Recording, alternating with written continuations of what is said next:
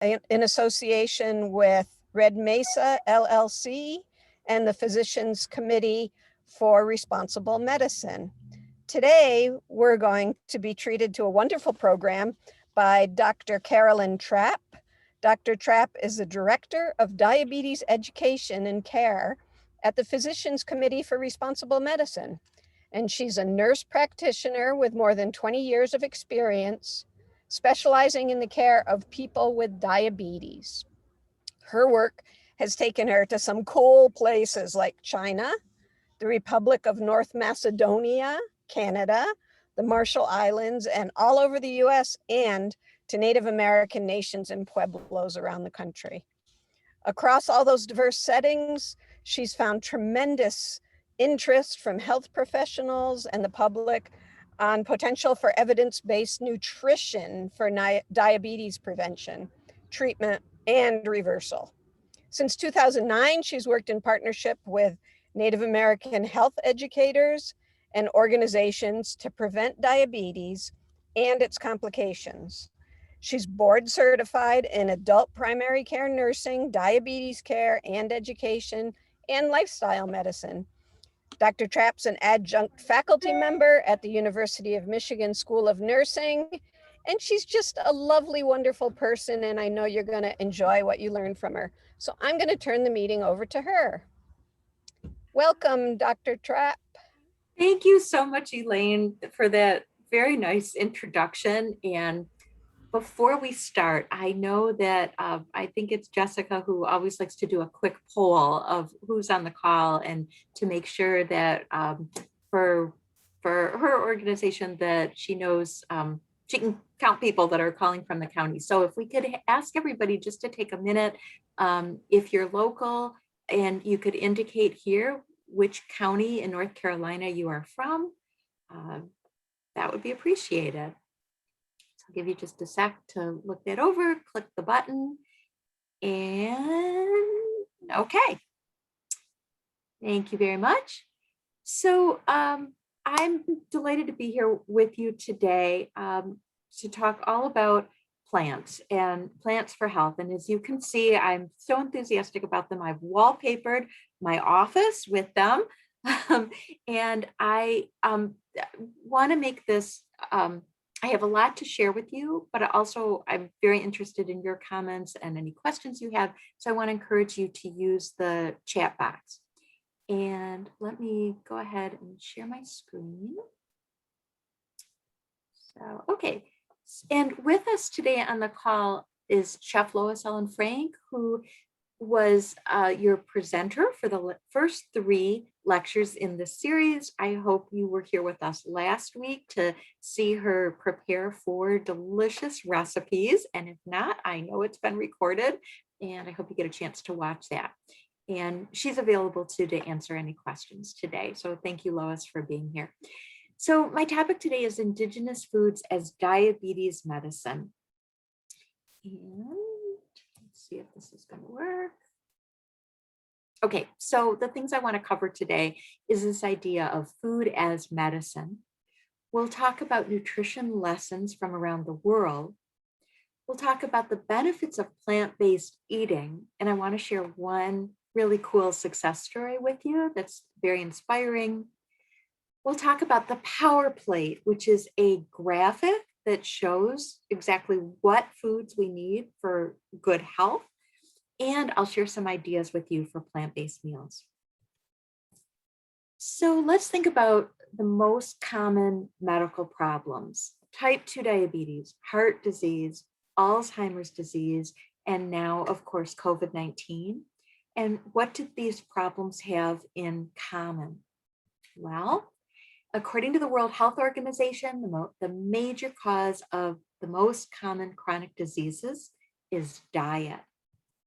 7 out of 10 deaths in the United States are from chronic diseases that can be prevented through proper nutrition and other lifestyle changes. And certain diets have an impact. Are you familiar with the SAD diet? That's an abbreviation for the Standard American Diet. And this way of eating is linked to higher rates of diabetes, heart disease, and Alzheimer's disease. And this is true across the United States and throughout Indian country. At the same time, there's plenty of scientific evidence and historical evidence that plant-based diets are linked to lower rates of diabetes, heart disease, and Alzheimer's disease. And of course, we can't ignore the age we're living in, COVID-19. Is there a link? Well, I'm sharing with you this poster from the Navajo Nation, where I've been working for over a decade with health educators and nutritionists and doctors and dietitians to talk about diet and chronic disease. Um, However, now, of course, everybody's focused, rightly so, on preventing COVID. And this poster is really typical. You can't read the Dene language, but you may recognize some of the symbols. When you hear about how do we prevent the spread of COVID, the talk is about reducing risk of infection, disease spread. So washing your hands, masking up, social distancing, and all of those things are really important. However, is there more we can do? And the answer to that is yes. There are lifestyle factors that can reduce our risk of having a serious case of COVID. And the bottom line is this is a really important time to take good care of ourselves. So what do I mean by that? Well, first of all, physical activity, of course, is really important. Getting adequate rest, taking time to get in bed early enough, and taking a nap during the day if you have that option. Sleep is critically important for health. And then if you smoke, this is a great time to quit. But there's one more piece, and that is food.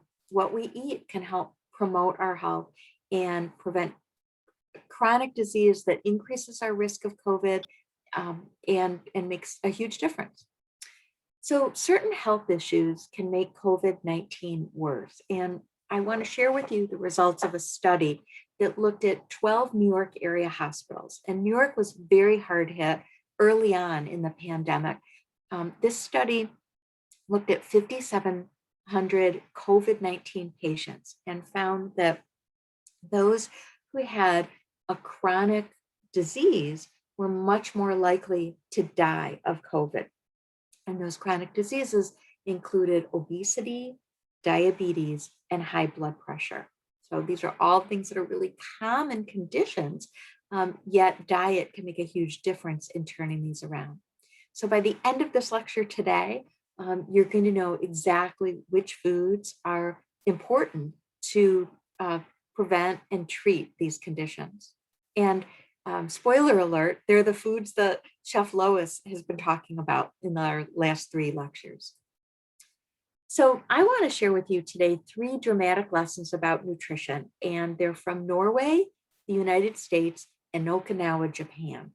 So let's start with Norway, and we're going to take a lesson from World War II. So this was a time, of course, of crisis in our country. In my work with the Navajo Nation, you can't talk about World War II without talking about the code talkers, the Navajo people who bravely were part of the war effort, helping to share, to communicate for the soldiers of the US in a code that couldn't be recognized by the Germans. But there's another important aspect of World War II that we should be aware of, and that is what happened in Norway. So this is a chart that is showing rate of death.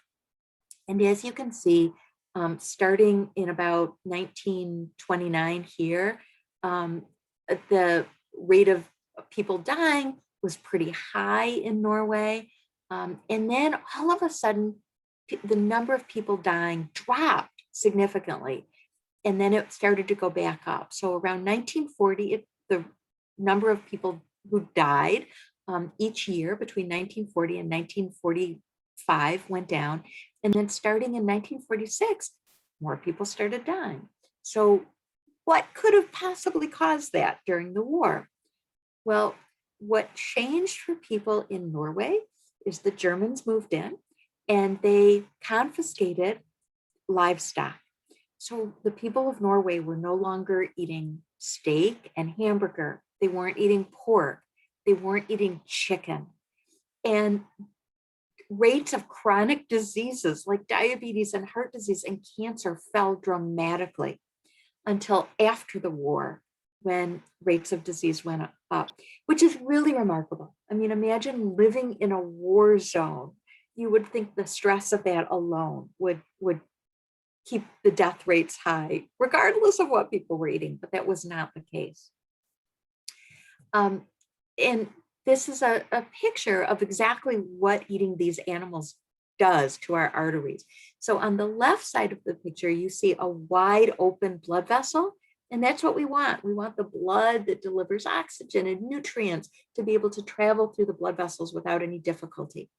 When we eat a diet that's high in fat, including the saturated fat that's in beef and chicken and pork, we start to have blockage of arteries until the opening is just this little tiny piece in the middle. This is all buildup of fat around the in the blood vessels. So I mentioned Norway. Now we're going to talk about the United States, and I want to share with you some really interesting charts from the USDA that show how the US diet has changed over time. So one thing I'm sure won't surprise you is our intake of sugar has gone way up. And this is a really busy chart, but basically the red line on the top just shows that our consumption of total sweeteners has been high since the 1970s and has continued to go up and come down a little bit. But we're eating a lot of sugar. This is pounds per person per year. And it's something like 70 or more pounds of sweeteners per person per year. And of these, that refined cane and beet sugar has gone down, but high fructose corn syrup, this green line, has gone way up. That's where, and that's of course the sweetener that's in pop and fruit drinks. But it's not just sugar. And another food that's changed is our total meat consumption. So this chart starts in the 1900s and shows what's happened from over the last century. And you can see the total intake of meat's gone up. Back in 1909, the average adult ate about 124 pounds of meat per person per year. And in 2004, it was up to 201.5 pounds of meat per person per year. And just think about that. We've gone up, almost 75 pounds, over 75 pounds of meat per person per year. And think about how we're getting that meat and how that's changed. We're no longer getting most of our meat from hunting. We're getting the meat from the drive-through. So we're expending less energy and we're eating more of it. Now that's dropped a little bit in 1981. In 2012, it dropped to about 181 pounds of meat per person per year, but that's still a lot more than we were eating at the turn of the century. Now that's total meat, all meats, but chicken is a meat that we were eating a little bit of at the turn of the century, and now we're eating so much more. Check this out. Back in 1909, the average adult was eating about 10 pounds of chicken per person per year. In 2006, it was up to 61 pounds of chicken per person per year. Now that's dropped just a little bit, but not a lot. We kill over 1 billion chickens per hour in the United States. And those chickens, while some people are raising their own chickens, the majority of people are eating chickens that come on a styrofoam platter wrapped in cellophane from the grocery, or they're getting fried chicken at the drive-thru. And chicken is not a health food because it has a little less saturated fat and cholesterol than beef, but it still has a significant amount of of cholesterol and saturated fat. And as we know, those are linked to heart disease and diabetes. So am I cheering you up? I know this is hard information to hear for many of us because, these are foods that you've eaten all your life. But really, these foods should come with warning labels when we think about this epidemic of diabetes. Another food that deserves special mention is cheese. And this is a food that we ate very little of, about 4 pounds per person per year in 1909. In 1960, it went up to about 8 pounds of cheese per person per year. And that's because pizza became a very popular food in the US. And pizza is really just a cheese delivery product. 2012, it's up to 33.5 pounds of cheese per person per year. So cheese is mostly saturated fat. And although it is made from cow's milk and cow's milk has calcium in it, it has a little bit of calcium surrounded by a package that's full of saturated fat and cholesterol. And think about it. Where do the cows get the calcium that's in their milk? They get their calcium from eating grass. And we can get all the calcium we need from greens and beans. So really, I have to say, much of what I was taught about nutrition was wrong. And one really important concept in thinking about nutrition is longevity. What are people eating who've lived the longest? And there is a great book about this called The Blue Zones. And The Blue Zones was written by Dan Buettner, who was a journalist with National Geographic magazine. And his editor gave him the assignment of going around the world and finding where do people live the longest and what is their lifestyle like. And Dan and his team of journalists and photographers traveled the world, and they had a map in their office and a blue magic marker. And every time they found some place where people lived to be 90 or 100, they circled that place with a blue magic marker. And that's how this became known as the Blue Zones. And one of the blue zones that I want to tell you about is Okinawa, Japan. Think about Japan, surrounded by water. What do you think people there are eating? So you might guess fish. You might, because it's Japan, you might guess rice. But in actuality, the most common thing that people eat in Okinawa is sweet potatoes. 70% of the diet of the longest living people on the planet, people in Okinawa, is sweet potatoes. So they're eating sweet potatoes for breakfast, lunch, and dinner. And they also eat some rice. They eat some grains and wheat. They eat some beans, but then animal products make up less than 1% of their diet. And that's very different, right, than the diet in the United States and many other places. So we really can learn a lot from the indigenous people of Okinawa. I want to bring this back home here. Let's talk about Indian country. And I want to share with you a story of a friend of mine. This is Marjolaine, who is a nutritionist. She's from the Navajo Nation. And Marjolaine, we put on a number of education programs, and Marjolaine would come to each class and she would always make us laugh. She had a great sense of humor. But she wasn't buying it. She wasn't interested in changing her diet until she was diagnosed with diabetes. And she was embarrassed about that. And she was really frustrated because she felt like, as a nutritionist, she should know what foods to eat and how to prevent this. And Marjolaine ended up on diabetes medications.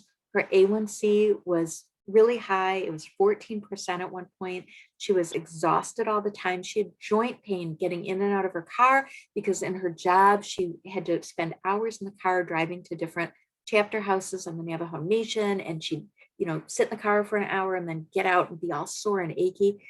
And finally, she decided, okay, she was going to give this diet a try. And I saw her in September when she made this commitment. She didn't tell me she was going to do it. And in November, when I was back in Arizona, and I'd invited her to do a lesson on fiber because she does a really good job with it. She talked about how she'd lost 10 pounds over these previous 10 weeks by changing her diet. And now she's continued with this for years. She's off her diabetes medication. Her blood pressure is normal. She's got more energy. She doesn't ache anymore when she gets out of the car. She's in her 60s. She's never felt better. So she wants you to know this is possible. And I want to thank her for allowing me to share her story with you. So what Marjolaine teaches in her role is about decolonizing the diet. And here's some examples of common foods on the Navajo Nation and foods that people are eating instead. So the foods that we're teaching as part of a plant-based diet, these are foods that are either traditional or are plant-based and widely available. So for example, I've already mentioned cheese as being problematic. Cheese that's provided in the commodity box by the US government. I don't have to explain to you that that's something to be suspicious of. Many times Navajo people refer to it as Navajo gold because they've gotten addicted to it because the fat that's in that cheese tastes good, right? But it's not a health food. And instead of cheese, they're setting aside that product and they're enjoying avocado and nuts and seeds. Those are foods that are high in fat, but they have nutrition that we need and benefit from. So we encourage people to eat those foods, but in moderation. And it's the one thing that we really need to be careful with in terms of plant food eating is the few plant foods that are really high in fat. When our ancestors were spending all day foraging and hiking and being outdoors doing work, farming, they needed these calories, but those of us who are working inside at a desk don't. Another food that was introduced to the native diet was fried eggs and Spam. So we're encouraging people to set those foods aside and instead enjoy beans and corn tortillas and spinach. Also rolled oats with nuts and fruit, or Cheerios with non-dairy milk and a side of faux bacon, which can be found at many grocery stores. Instead of fried potatoes, eat roasted potatoes. Instead of mutton stew, a very popular dish on the Navajo Nation, Marjolaine shares her recipe for a three-sister stew made with corn, beans, and squash. And instead of ice cream, you can enjoy a blue corn mush parfait with berries. And Chef Lois has a wonderful recipe for that. Okay, so there's the sheep that go into the mutton stew, and here's a picture of the three-sister stew instead. So think about, what are the foods among the Eastern Band of Cherokee that are not traditional, but are very popular? And are there things that we can encourage people to pass on and other foods that could be enjoyed that are more healthful, health promoting? So these are the foods that are recommended, and we call this a plant-based diet, and they include 4 food groups as illustrated on this plate. So they are whole grains, vegetables, beans, peas, and lentils, and fruit. And then not pictured, well, actually, the border of this plate represents water as the preferred beverage instead of cow's milk, certainly, or sweetened beverages. And then small amounts of nuts and seeds and a vitamin B12. And the reason we recommend B12, first of all, anybody who's over the age of 50, the USDA has long recommended that you take vitamin B12. And the reason for that is as we get older, we don't absorb it as well from our diet. And B12 is really important to prevent memory problems, anemia, and memory, anemia, and sorry, I'm blanking on the third thing, but I'll think of it. and nerve damage, I'm sorry. And so anybody over the age of 50 should take it. Anybody who takes the diabetes medication metformin, you may not absorb B12. So at any age, if you're on metformin, you should take a B12 supplement. And then anybody following a strictly plant-based diet should also take vitamin B12, because B12 is not in plant foods. It's made by microbes, and current farming practices and soil depletion, we're just at risk of not getting B12. So it's cheap, widely available. Take a B12 every day.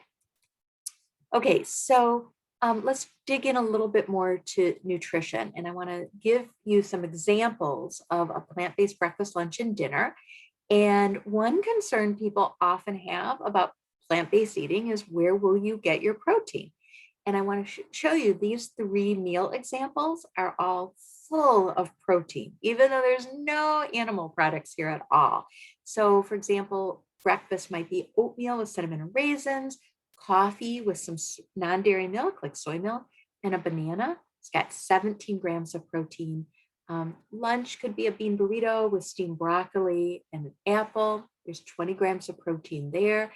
And dinner might be a whole wheat pasta marinara, minestrone soup, whole wheat bread, and an orange. And there's 30 grams of protein there. And that adds up to 67 grams of protein. The World Health Organization says that most people should get between 45 and 55 grams of protein a day. That's sufficient for health. So you can see it's easy to get all the protein that you need. Also, this is a way of eating that's really high in fiber. And I want to suggest, instead of being focused on getting enough protein, we would all do really well to be focused on getting enough fiber, because you don't know anybody who's ever been hospitalized because they're deficient in protein. That just doesn't happen in the United States. If you're getting enough calories, you are most likely getting enough protein. However, we do see people suffer from lack of fiber. And the way that shows up is bowel cancer, stomach cancer, breast cancer, heart disease, type uncontrolled diabetes. All of those things are linked to not eating enough fiber. So that's really, if you want to focus on a number, focus on getting 40 grams of fiber or more a day. One more thing I want to say about the sample diet for people who have diabetes, you'll notice I haven't listed any portions. And that's one of the really cool things about plant-based eating. If you've been given instruction about what to eat for diabetes, you've probably been told you should limit the amount of foods. You know, you can have oatmeal, but it should just be half a cup. Or you can have whole wheat pasta, but it should be, you know, a serving is a half a cup. A serving of bread is a slice of bread. A serving of steamed broccoli is 1 cup. But what we found in research studies is people who are eating just plant foods can eat as much of them as they want and not gain weight, in fact, lose weight if they're overweight, and not have their blood sugars go up. So that's one aspect of plant-based eating that really makes it appealing and doable. So as I mentioned, fiber is where it's at. Why is it good to eat fiber? Well, for one thing, fiber helps to tell us that we're full. When you eat foods that are high in fiber, your brain gets the message because your stomach is filled with all these foods that are trigger stretch receptors in our stomach, and it tells our brain we don't need any more to eat.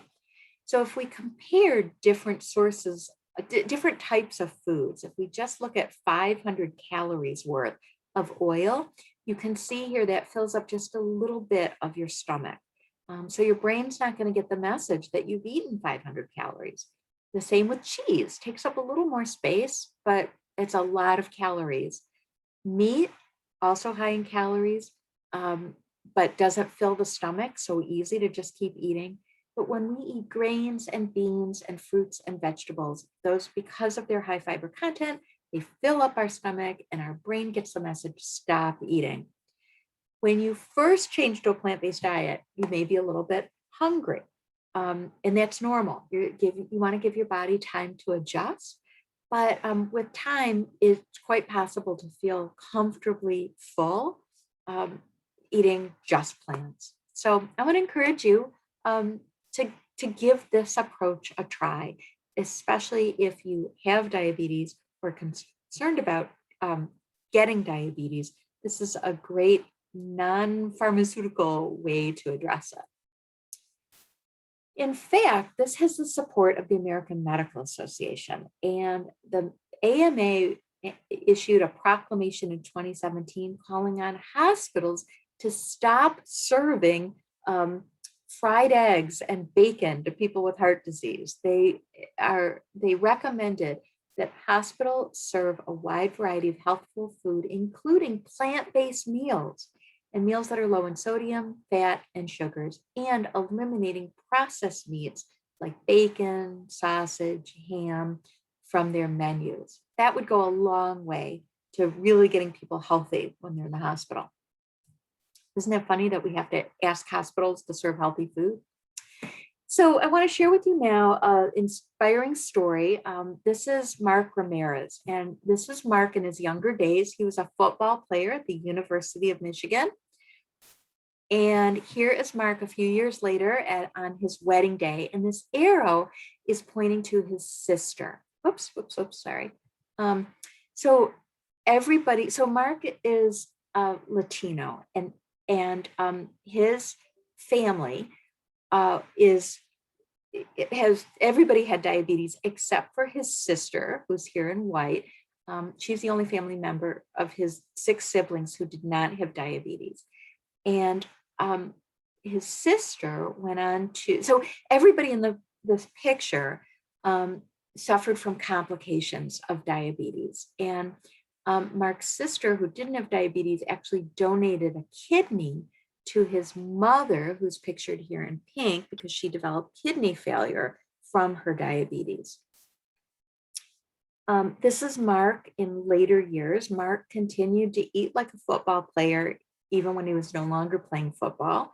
And he had been trained to eat a lot of protein, a meaty diet. And he's here with his daughter, Marissa. And this was around the time that Mark was diagnosed with type 2 diabetes. But I'm going to let you hear directly from Mark, and here is his story. Hi, my name is Mark Ramirez of Chickpea and Bean, and I'm here to share my diabetes experience.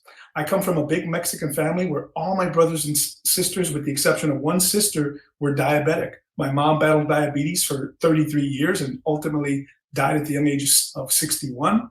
My little brother Martin has battled with it for over 30 years as well. Amputations, transplants, blindness, dialysis, all runs rampant throughout my entire family. And I was diabetic for 10 years, for a decade. I was diagnosed the same year that my mother passed away in 2002. So for a decade, I battled diabetes. Ultimately, I ended up taking insulin shots, 2 diabetes medications, high blood pressure, high cholesterol medications, and it seemed like every year I was just getting worse and worse. So when I started to take my insulin shots, I asked my doctor, "Hey doc, will I ever get off of the insulin?"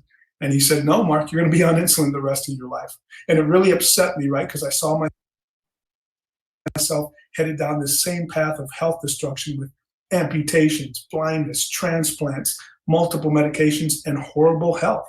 And it wasn't until I came across a whole food, plant-based lifestyle and read Dr. Neil Barnard's program for reversing diabetes that I understood that it wasn't my genes, that I was in control for much of what was happening to my health.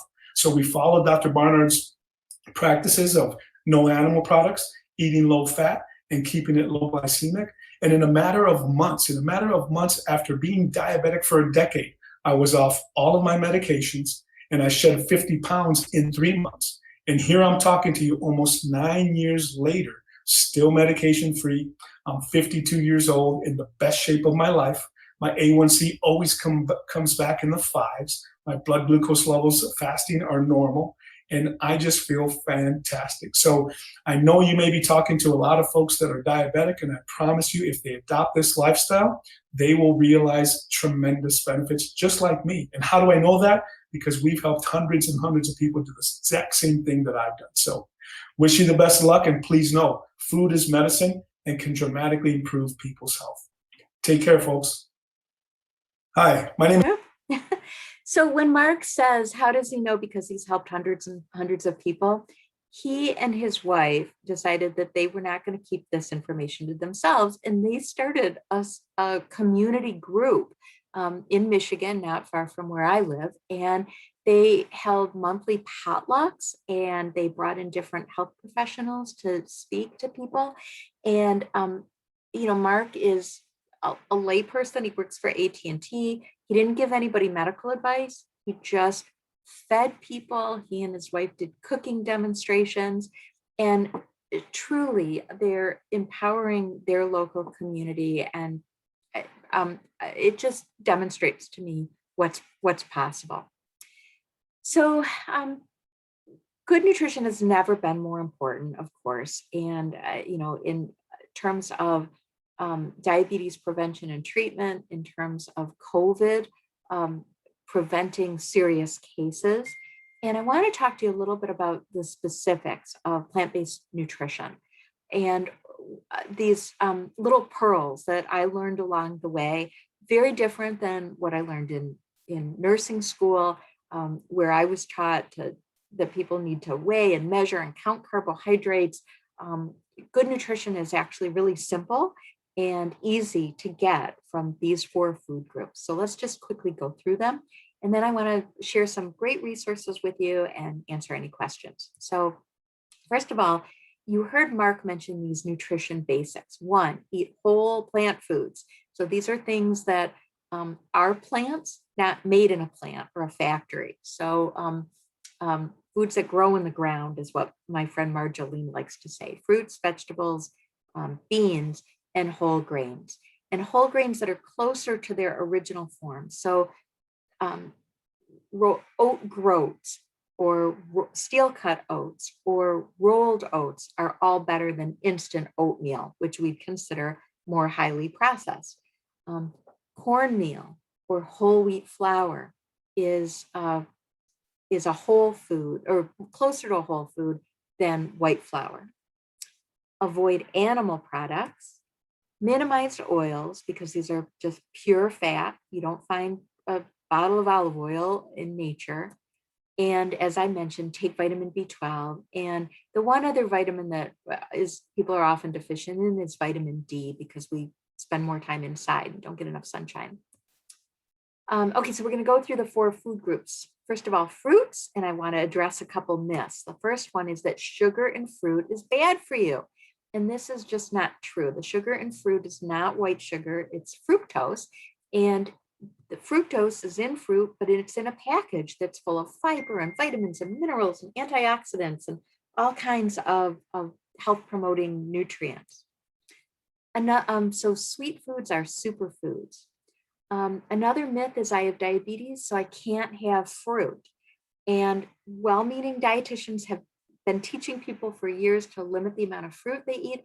But really, if you get rid of the high-fat foods, the animal foods, and the oils, your body can properly metabolize and digest fruit, and it won't raise blood sugar.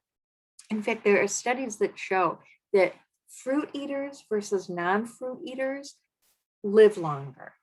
And that's true. It's dose.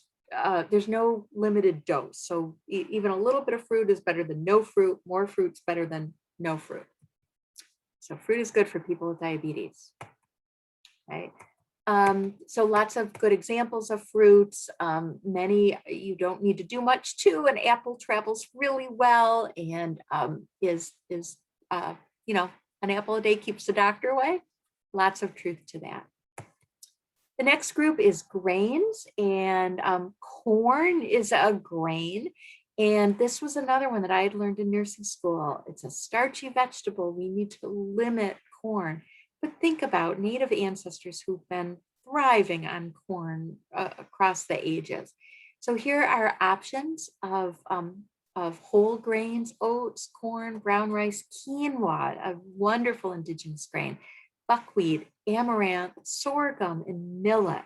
You can look for these in the bulk sections of some grocery stores. These are all really healthy. And then if you're trying to avoid gluten, for some reason, these might be grains to avoid, such as wheat, But if gluten isn't an issue, and for most people it's not, wheat berries are a delicious hearty grain. That's what's ground into flour. Spelt, camu, farro are all delicious, and barley and rye. A whole grain is a grain that's an intact grain. It doesn't have its outer layer removed. And grains can reduce the risk of stroke, type 2 diabetes, heart disease, colon cancer, high blood pressure, and they can lower cholesterol. All kinds of good things. The next food group is vegetables. And what can veggies do? Did you realize that eating vegetables can reduce blood pressure? That's because vegetables are rich in all kinds of vitamins and minerals, but one vitamin in particular is folate, a B vitamin, which helps to improve our mood. Vegetables can help you stay regular. They can fill you, they can fill you up. They improve your bone density. They make your bones stronger, and they can reduce cancer risk. So vary your vegetables. There's a reason that all these different colors is appealing to us. Our eyes like to see this color. We're attracted to them. And that's because all of these different colors represent different vitamins and minerals and phytochemicals and nutrients that our bodies need. There's a reason we're designed to enjoy the beauty of those colors so that we eat them raw or cooked. And here's just some ideas about how to incorporate vegetables, fruits into every meal. So a salad, a green smoothie for your breakfast, stir baby spinach into soup, or any kind of spinach, or any kind of chopped green like kale, chard into soups or pasta dishes, and cut up vegetables and have them available to snack on when you are cooking or when you're cooking with your kids. The next food group is beans. And, beans don't have you don't see commercials for beans when you turn on the TV. You don't see commercials for beans, ads for beans when you open a magazine. But I wish you did, because these are superfoods and there's so many choices. This is just a short list, but beans are, there's over 40 varieties of beans currently available in the world. And I love when I travel to collect different kinds of beans that I can try. I currently have 3 different colors of Anasazi beans in jars in my kitchen. And I just think the more we can reach out and trade beans, try beans from your local area as well as far and wide, these are really superfoods. And why are they superfoods? Because they're rich in protein, iron, and fiber. They control your hunger and your blood sugar, even the day after you eat beans. They lower cholesterol, they make it easy to go, and they feed your good gut flora. Our gut, our intestines are full of bacteria that are healthy for us. They help do all sorts of things for metabolism, but they get hungry and they need good food to eat. So the contents of beans are things that are really nutritious for us and also for the bacteria that live in our gut. Okay, ways to enjoy beans include a hearty chili, tasty tacos, burritos, enchilada filling, veggie burgers. They're great on top of salads, a healthy chip dip, or a sandwich spread, and even you can Google black bean brownies. Now, there's lots of great recipes, and you won't know there's beans in them. However, some people are worried about tolerating beans, and I know, I'll admit here, that was a concern for me when I first started eating beans. But if you don't tolerate them, that's just a sign that you have not been eating enough of them or eating them often. So a few pro tips include: start with just half a cup of beans at a time. If you're cooking them from dry beans, make sure you soak them for a long enough time, 8 to 12 hours before cooking them, and then drain the soaking water and cook them in fresh water. And be sure you rinse canned or cooked beans before you cook with them. And don't eat them with fruit. That seems to help. and stick with it. Over time, I promise your system will adjust and you'll be able to eat beans without any problem at all. All right. Lastly, I want to leave you with some great resources. The Physicians Committee has developed a website called nativepowerplate.org. And here you will find a wealth of resources, including some videos that Chef Lois made and some other wonderful resources that you can download. So that's nativepowerplate.org. Some resources that you'll find there are a resource and recipe booklet. You'll also find recipe booklets from Chef Lois and Chef Walter. Another great resource is there is an app that you can download for free for your phone called the 21-Day Kickstart Program. And this has meal plans and recipes and grocery lists. And you can start the 21 days anytime you want, and you'll get notices every day to help try out some new plant-based meals. And this is a great way just to give it a trial run and get some new recipe ideas. At nativepowerplate.org, there's a 7-day Navajo meal plan developed by the Navajo nutritionists if you want to check out their ideas of healthy plant-based meals from the Southwest. Okay, and then a couple of programs I want to make you aware of. One is this great 4-hour webinar called Cooking and More to Combat COVID-19. And this was something that the Physicians Committee did along with the Office of the President and Vice President of the Navajo Nation. Here you see President Jonathan Nez, who's been eating a plant-based diet himself for over 2 years now. And he says it's improved his running time and his recovery, along with other Native dietitians, health educators, and organizations. And we put on this 4-hour webinar together, and it is now available through the American Indian Institute. And oh, I put the wrong link. I didn't include the link here. I apologize for that. But I'll, before this program ends, I'll put in the chat box how to access this program. Or if you go to the American Indian Institute website and put in partner programs, you'll get a link and you can watch this 4-hour program at your leisure anytime between now and May 1st. And you'll see cooking demonstrations and lectures all about foods to combat COVID-19. So there's no charge for this program, and we're really excited to be able to offer it along with AII. There are some wonderful documentaries to watch for more inspiration. If you want to have movie night with your family, Forks Over Knives is a great one. These are all available through Netflix. What the Health? The Invisible Vegan is about the African-American Black experience and plant-based eating. And The Game Changers is a movie that's directed specifically at men and athletes and talks about the power of plant-based eating for health. And then I want to just give you a little advance notice about a new program called Native Food for Life Online. And this is a 6-class series that is available for people who have diabetes or are at risk of developing diabetes. So stay tuned to hear more about that program. And I'm going to end there and take any questions you have. I'll just share this cartoon from Dan Perraro. His idea of pharmacy should be spelled F-A-R-M. And I love this farmer who says, take one a day with tomato and cucumber. All right, so I'm going to stop sharing my screen and invite Lois back. And be happy to answer any questions that you have. And I apologize, I could not see the chat box during my talk. So if you had, I apologize if I missed an important comment, but Elaine, if you want to lead me to any questions, that would be great. Oops, you're on mute.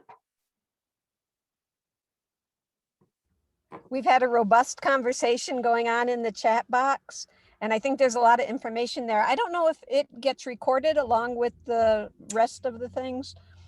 Specific questions have come up about how to find safe soy and about is there any safe oil or any good oil?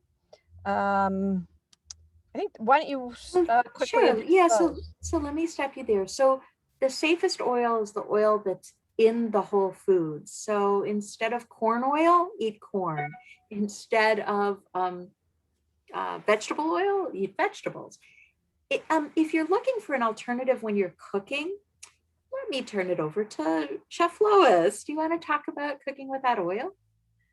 So, I use a lot of cast iron, and I do have to season those cast iron pans, and I do that with oil, but that's pretty much all the oil I use. I'm a big advocate of using the juice from when I cook hominy corn. So that is a little bit of flavor, and it's going to help saute those onions and garlic, and also bean juice. And I know Elaine commented that she uses water. I really like the corn and the bean flavor because I'm a chef and it's all about the flavor, but a little of that bean juice. So I cook my beans in a slow cooker. I have extra juice. I put that in a separate container and I use that. It really generates a lot of flavor, and then I don't need the oil. And, when you talk about getting good oil, so if you eat an avocado, the avocado has oil in it. If you eat walnuts or almonds, those have oil in it. So pine nuts we use here, pecans we use.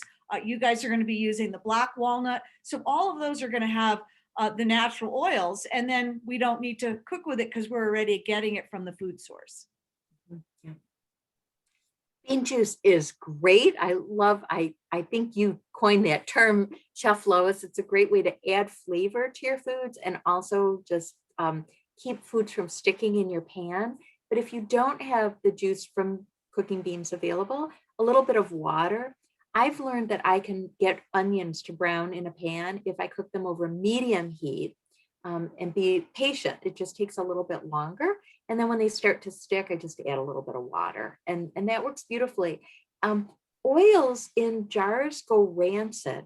And so often they're sold in these large bottles. And so if they're sitting around for weeks, they're just not healthy for us. So I know you've heard olive oil is beneficial, canola oil is good, but in reality, it's a pure fat food. The more we can set it aside, the better. Okay, so there was another question, about soy. And yeah, and there is concern about GMOs. But again, I think, so a couple considerations I have about that. If you can buy organic or non-GMO tofu, for example, that's preferable. But think about the foods that are being fed to the animals that we eat. That includes soybeans, and we're getting it sort of through. We're getting that food that the animal ingests, plus all of the things that are not healthy for us in that animal, and the antibiotics that are given to that animal. And so, on the scale of things that are really bad for us, I think in general, the plant foods are always better.